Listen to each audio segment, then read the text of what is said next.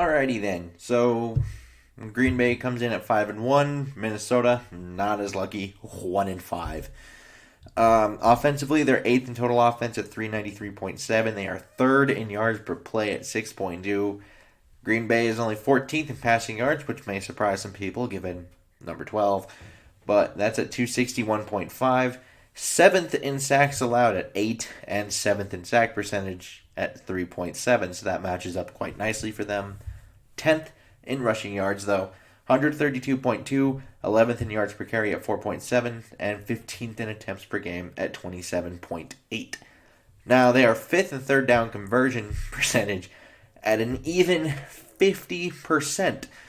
7th in red zone at 72%, second in points per game at 32.8. Defensively, not actually bad.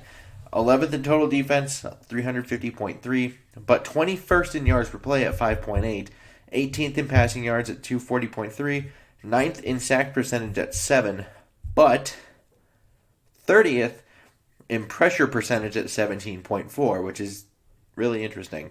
12th in rushing yards allowed with 110. 23rd in yards per carry allowed at 4.6, but they're not really being ran on. 27th in attempts per game, 24.2.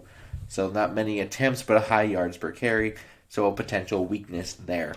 17th in third down percentage at 41.8%. 25th in red zone, 71.4%. And 19th in points per game allowed at 26.5. Now, their injury report, quite long. Aaron Jones and Kevin King are already ruled out. David Bakhtiari, he's questionable with a chest. Mason Crosby, questionable with a calf and a back. Tyler Irvin, questionable with a wrist. Raven Green, questionable with an oblique. Tyler Lancaster, defensive interior lineman, he is questionable with a shoulder.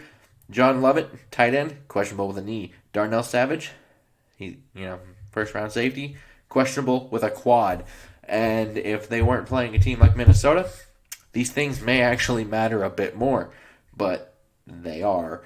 Offensively for Minnesota, though, they are 14th in total offense at 374.2, second in yards per play at 6.3, 22nd in passing yards at 235, 14th in sacks allowed with 14, but they are 22nd in sack percentage at 7.4%.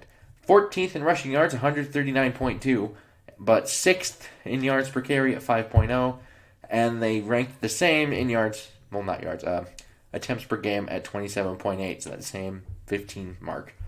They're 28th in third down at 37.7%, 6th in red zone at 75%, and 17th in points per game at 25.8. Defensively, nothing there to really inspire greatness. 413.7 in total defense, 6.1 in yards per play allowed, that's 26th. 23rd in passing yards at 286.7. Sack percentage is 19th at 5.8. Pressure percentage, 17 with 21.6. But with no Yannick Ngakoue anymore, that's likely a lot worse. 22nd in rushing yards allowed at 127. 8th in yards per carry allowed, though, at 4.1.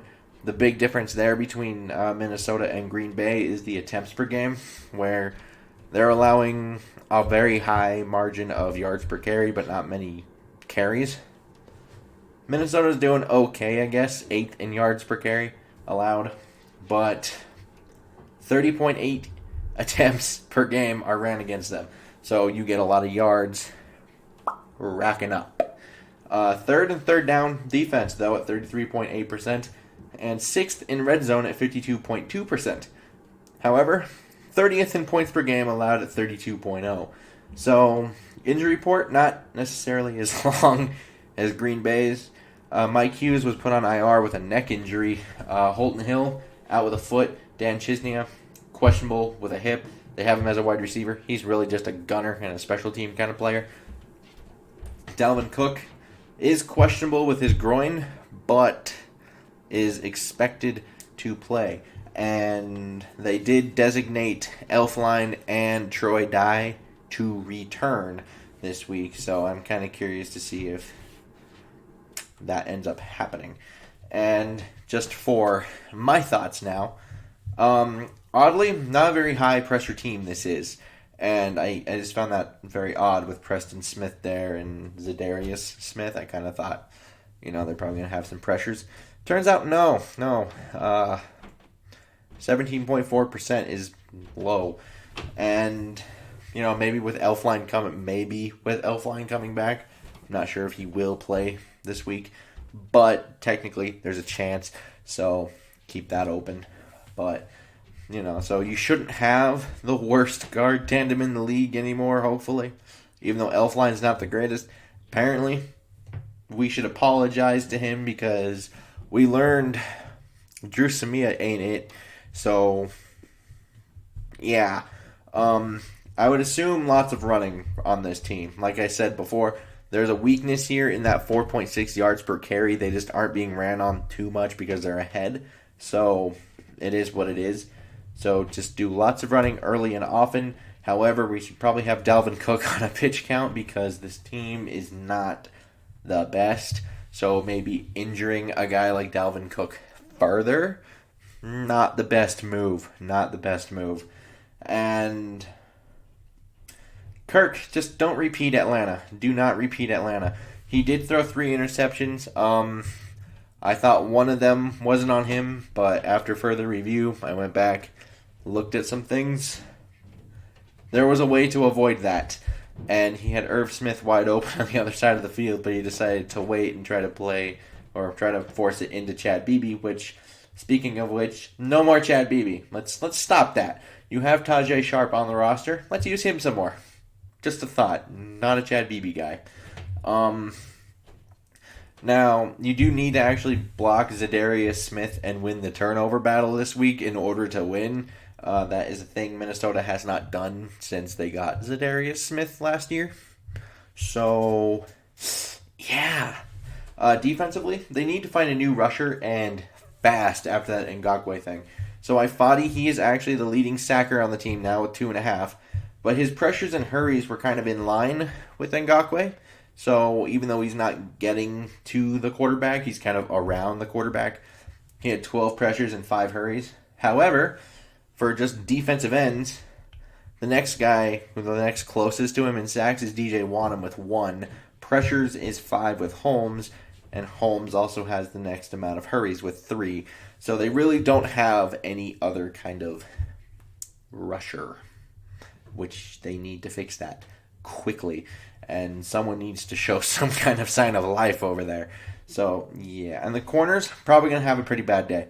I'm not expecting much from the corners at all. Because you have Dantzler on the COVID. He caught the plague. Then you got Mike Hughes on the IR. And now you also have Holton Hill still out. So, it's Gladney and I guess Mark Fields will be your other outside corner in base, which is not... Well, probably Chris Boyd. I forgot about Chris Boyd. But, yeah, so Chris Boyd, Fields, and Gladney, likely your top 3 corners this week. Not good. And, maybe use some more James Lynch. I think this defense is kind of going down the drain pretty quickly, and they're trading away pieces of it now, and obviously injuries are not helping.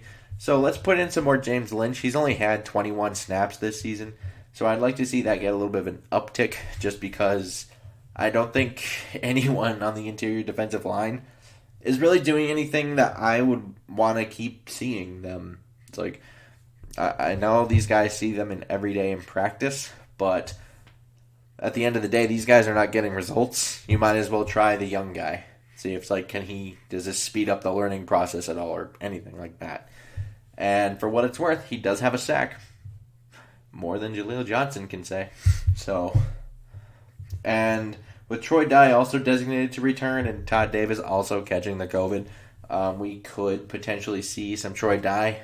But like I said, we'll have to wait and see on that. My prediction for this game, I don't have much hope here. I'm taking Green Bay 48-31. I just think the defense is running straight into a buzzsaw that they cannot stop. They are ill-prepared to stop this, and it will not be stopped. So I think it's just going to be a pure evaluation day on the defensive side of the ball, And I'm not expecting many, if any, good things to happen for them there.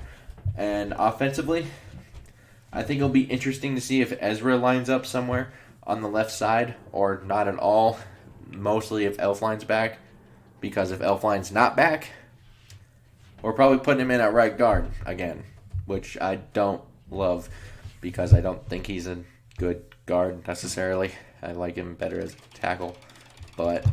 And a left side player. I also like him a lot better on the left side. But that is what it is there. And they do have talent at the skill position players offensively. But I just think the defense will continue to force them to press because they play like a team that feels like they need to score 50 to 55 points a game in order to have a chance to win the game because of how bad that defense is. And I kind of agree with that sentiment. I don't really see this defense stopping many teams right now. And that's a real problem. So, yeah.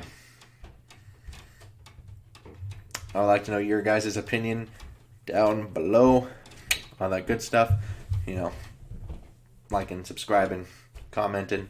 Until next time, I bid y'all adieu.